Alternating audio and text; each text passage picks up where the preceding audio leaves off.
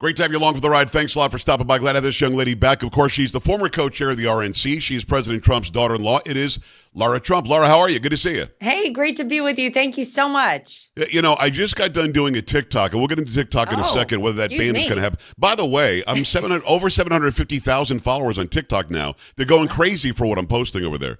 It's a really good outlet, but we'll talk about whether it's going to last or not in a second. But the TikTok that I made was about the wildfires, and it was about your father-in-law 6 years ago in the White House saying they have to do something about the brush. They've got to do something about the leaves. They've got to do something about the lack of water in that area. And then just 3 months ago, or whatever it was on the Rogan podcast, he says the same thing and talks about the mechanism of getting Canadian snow melt to go into the west coast of the United States, millions of gallons into California, but they're diverting it into the Pacific Ocean to save some fish that you and I probably don't even know the name of the fish. Laura, what's going on here? Is this just extreme mismanagement because of these fires that we're seeing now? I mean, it appears so. And look, without being out there, I can't give you a definitive, but what I do know is that when you take $17 million away from the LAFD budget, whenever you have fire hydrants running out of water, and you know you're going to face these situations. I understand January isn't typically the month that happens, but it seems like the leadership, and I'm going to put that in air quotes because it's hard to call these people that, in California, all the way from the governor down to the mayoral level, has failed the citizens of California, the citizens of Los Angeles. These are people's lives that some of them have lost their lives. People are never going to have their homes again. Their homes are destroyed. Schools are destroyed. It is an absolute tragedy out there. And the sad part is it really does feel like, Joe, that if people had done the proper job and the job that they were hired to do by the citizens out there, maybe we wouldn't see things have gotten so out of control and so out of hand. And so I hope the people of California, Los Angeles, have started to wake up, if they aren't awake already, and realize that you guys voted people into office who have prioritized everything but you, it feels like right now. I certainly hope they start to get a handle on things out on the West Coast. It's not like we don't know that it happens there. We know that it happens there. And again, your father-in-law said it very eloquently. You and I have been talking about it. We've been in television and radio and every kind of news forever. We always see these happen in that part of the world. What preventive measures have been put in place? And it turns out none. Then you've got the mayor is in Ghana at some inauguration that you and I didn't even know was happening, and you've got the governor walking around making sure his skinny jeans look good in the shot. It doesn't make sense to me why nothing has been done. Can the federal government, do you think, when your father-in-law gets back into office, can he do something to say, we will now take control of this because you're not doing the job for Americans that happen to live in California? Well, I think that's an option, and I think the people of California would probably welcome it at this point because obviously their own people out there have totally failed them. And I think it'll be nice, quite frankly, to have someone in the White House who is an actual leader, who leads through strength and who actually puts in place common sense ideas and does things that actually work for people. There's been a real lack of common sense. It's felt like over the past 4 years, and you look around at a lot of these blue states and they just do things that are completely asinine. I think I remember a couple of years ago, San Francisco spending $1 million on one toilet, if I'm not mistaken. Wow. That is a poor use of people's money out there when you know you're going to have these wildfires, when you know that it can, take people's lives. This is real stuff. So yeah, I mean, that's a possibility, certainly. And I think Donald Trump could be the person to step in, save the state of California. And look, I think the people out there are getting sick of dealing with this kind of thing. I think they're ready for a change in leadership out there. I'm going to predict right now that there will be a Republican elected as governor of the state of California at some point in the near future. Because honestly, I think the people have just had it. They're fed up. And I don't think they're going to survive otherwise out there. Mark this date. Lara Trump on January 9th, 2025 says a Republican governor's on the way. Listen, I don't deny it. When we saw the Republican governor Pataki take over New York and when Rudy Giuliani became the mayor, it hit critical mass. New York City was done, and they didn't really care if it was an R or a D. They wanted it fixed, and California has to be there now, right? I would think so. I mean, whenever you see one of our great American cities literally burning to the ground, and then look, the fire doesn't care, whether you have $1 billion, it doesn't care whether you have $10. It's taking people's lives. It's taking people's homes. It's leveling the city all the way to the sea. It's horrific to see. And I think you do get to a point where you say, look, I know that I voted a certain way my entire life. I know I've been really bought into this, but something isn't working. And honestly, I think it's what happened, quite frankly, in the election of 2024. I think it's the reason a Yes. lot of people voted for Donald Trump. They said, we can't continue with an open border. We can't continue sending billions of dollars overseas when we need help right here at home. We can't continue with crime on the rise, with inflation as high as it is, gas prices out of control. We want common sense and we want somebody who is actually talking about fixing those problems. They got that in Donald Trump. So if somebody shows up in California, starts speaking common sense and saying things that actually, impact the people's lives there in California in a positive way, they have a pretty good shot of actually becoming the next governor of California, even if they're a Republican. It's Lara Trump. Go follow her everywhere. The former co-chair of the RNC. You had a lot to do with what happened on November 5th, and the ramifications and the repercussions. And I don't know, when you toss the rock into the river, all those ripple effects happen. We're seeing it like crazy. What do you think of John Fetterman going to be sitting down and meeting with your father-in-law? I mean, you're seeing Democrats who are now coming out as extremely moderate, if not leaning right. Well, and I think a lot of people heard the cry of the American people on November 5th. And I mean, it was a mandate. People have used that word over and over again. But you can't look at what happened in this past election and not sit back and really take stock of things if you're a Democrat, especially if you're a very liberal Democrat. And I think I'd put John Fetterman in that category. But he's also a guy throughout the course of the campaign and election who kind of started making a little bit of sense, which is kind of shocking to say. But here's the reality. When people are being honest and you look at the policies Donald Trump ran on and you look at the things people voted for him because of, they all make sense. And it's what we all want to see. We want more money in our pocket. We want safer communities. We want a sovereign country. And we don't want to send all of our money overseas. We don't want to be fighting in these endless wars anymore. It just makes sense. And so I love to see it. Look, Donald Trump was there talking with President Obama today, at Jimmy Carter's funeral. And having a laugh somehow, which was weird. I think that's great. And I think we're going to see more of that, Joe, as we head into Donald Trump's second term in office. And I will forever talk about the fact that I think the timing was now for him. Yeah, it would have been great to have 8 years of Donald Trump consecutively. But the fact that the country got the 4 years of Joe Biden and Kamala Harris in between, we saw the devastation and destruction that the Democrat policies, caused, that they look around the country, things are falling apart. It took that for people to understand who Donald Trump really is, that they've been sold a bad bill of goods on this man.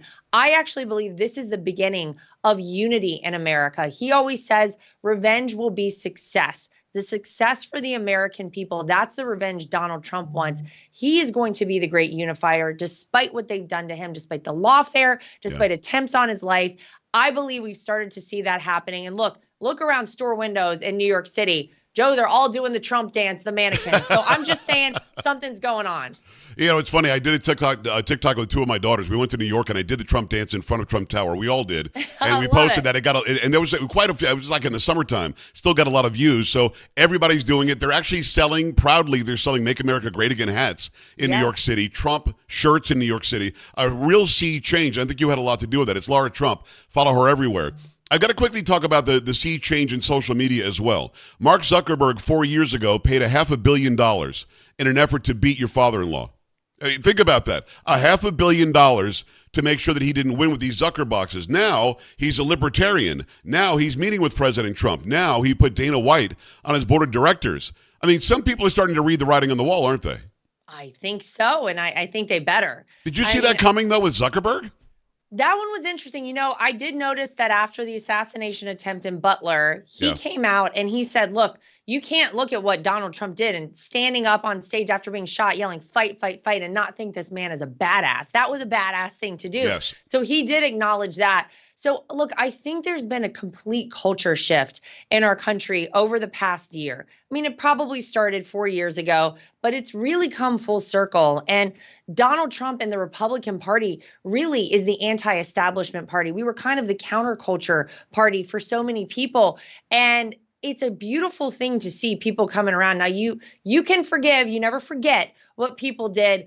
But I think it's great, and I think it's good for this country. The direction we were heading was so scary, and it was so un-American, and it was just anti-freedom overall. So look, to see these people come around and Come to Mar-a-Lago. I've met many of them myself there, had some interesting dinners there. I think it's great to see, and I'll always embrace that, as will Donald Trump, because I think it is better for the American people to have everyone together and on the same page than fighting against one another. So I'm always happy to see it. But no, if you would have asked me a year ago, that one would not have been on my bingo card for sure. Yeah, mine neither, because when I saw that happen, now he's getting rid of fact checkers too. It's kind of cool. Yeah. Let's talk a little bit more about social media. Are you on TikTok? I am on TikTok. I got on during the campaign. Okay. I got to keep up. Now that I know you're on there and you're posting all this hot content, I got to get involved. It's a lot of good stuff. Now, I don't know how many followers you have, but I brag and I say I've got 750,000. We'll be 1 million soon. But I like TikTok. It's not a free speech platform. They lie. They say that it's free speech. It's not. You've got to be careful with what you say. You can't say gun. You've got to say pew-pew. You can't say murder. You've got to say unalive. It's all very dumb. Oh, I didn't know any of this. Thanks for giving me a rundown. Well, yeah, I'll send you an email on it. But the bottom line is this. I think more speech is better than less speech. And having it available, knowing what we're facing. Yes, its ownership is in China. I'd like to see that change. Yes, it's feeding anti-American stuff, I think, sometimes in the swiping. That should change. I want to see change in it, but saying we're going to ban it, it just doesn't make sense to me. And your father-in-law doesn't want to do that. I don't know if you want to do that or not. I don't. I would like to see ownership leave Beijing, obviously. Where are you on that? Because we've only got, 10 days until that goes away, unless something happens. Yeah, well, I mean, look, if you go over to China right now and you look at their version of TikTok, it's very different than what we have here in America. I mean, they're championing, kids learning how to play the cello and getting high math scores and things like that are on their feeds there. Right. A little different than here in America. You're right. There is some anti-American content on there. There's some things that I don't agree with, but I will fight forever for things with which I disagree if it is in the name of freedom. Yes. And I don't like the idea of banning anything. I agree with you on that, and I agree with Donald Trump on that. I would love to see ownership, like you just said, come here to America. It makes me very uncomfortable to know that, Chinese are in charge of this for a whole host of different reasons. Right. But look, I think it's become such a powerful platform, and there are so many people on there right now that, look, if we can just tweak things a little bit, make it a little more palatable to those of us here who do appreciate freedom in America, then I would say let's try to keep it. So much like anyone's freedom of speech, I think that this sort of falls in the same category for me. I may not agree with everything that you have to say, but I will certainly fight with every breath in my body to defend your right to say it, much like I think we should do with all the social media. I love that. It's Lara Trump. I want to quickly ask you, why no run for Senate this time? Might we see you run for Senate in the future or some other office? Yeah, well, look, I said no for now, not no forever. Yeah. It was a very tough decision. I was really interested in this, and I did a lot of research, talked to a lot of people. But to be really honest, the timing just didn't feel perfect for me. I do have a very young family. They're all here in Florida, and it would have been very challenging for me. I have something exciting that I'll announce probably right after the inauguration. Okay. So that came sort of on my plate, and I said, you know what, this feels like a better fit for me right now. So you will see more of me, not less. I will announce that right now. What a tease. Come on. So stay tuned for more. But look, I had such an incredible time serving as co-chair of the RNC. You did so well. Thank you. I appreciate that. And so it's really opened my eyes to, the nice side of politics and the way you can impact people's lives. And look, I've seen Donald Trump do it the past 9 years since he officially became a politician. And I know he hates that word. So yeah, maybe something's in my future. We'll see. I let God guide me, and I just take his lead and follow him. So whatever he's got in store for me, I'm ready to go. But right now didn't feel like the perfect time for me. Let's talk about 11 days from now. He hits office at noon on January 20th. The stack of executive orders, I'm guessing, will be in the hundreds. What are the priorities? I mean, obviously, close the border. You got to go back and codify just about everything that he did, when he was in office the first time. But you're looking at a bunch of other stuff too, and all of it. You sort of hear the word, "I'm going to do that day one." I think that he wants to. I think that he'll do it in the first few days. What are the priorities when he steps back into that White House? I mean, I think you've kind of seen the priorities leading into inauguration. I think that's been the interesting thing for me.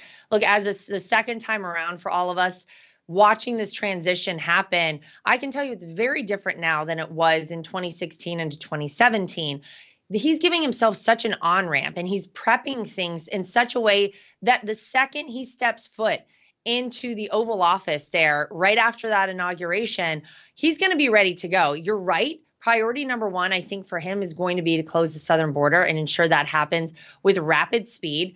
I think he wants to make sure that we get our energy independence back, that we are energy dominant very soon in this country. It put us in such a weakened state. Yeah. Obviously, it added to the inflation we saw. We want to see those gas prices go down. It gives us just such strength on the world stage to be energy dominant as well. I think that'll be one of his top priorities. And then I think, look, you've seen him talk with all the Middle Eastern leaders. You've seen that he has had a lot to say about the Russia-Ukraine war. He wants to end those as soon as possible. He wants the killing to stop. That's what he has said.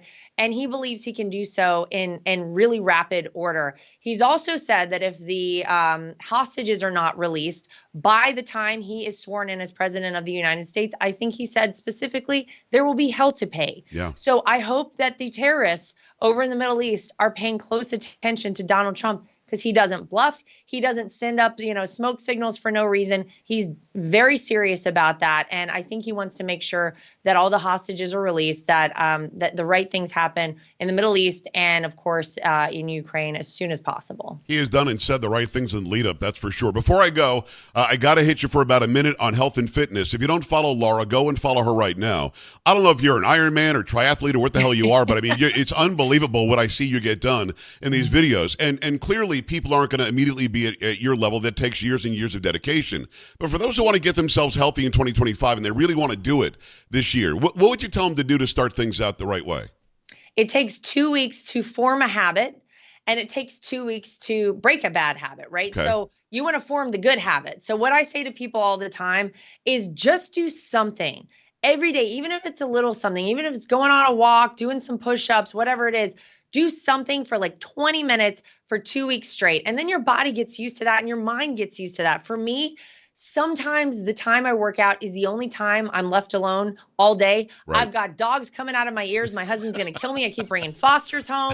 I got kids. I got a husband. I got all kinds of things going on. So that time is really important to me. So just take a little bit of time, dedicate it to yourself. 2 weeks later, I think you're going to see that it becomes part of your routine. And then you know what? You got the rest of the year to get even better and spend more time doing it if you can. In many ways, that 2 weeks is the hardest 2 weeks, and then it's downhill from there. I've been in the gym since I was 30, and I'm 58 now. And you really don't stop once you get your body used to what it is that's happening. I love that advice. It's wonderful. Go follow Lara everywhere. Do me a favor. If I don't talk to you before the inauguration, have a great time there. Let's do it again soon after he gets back in office and starts making changes. You got it, my friend. Thank you so much. Appreciate you. We're back after this. Stay right here.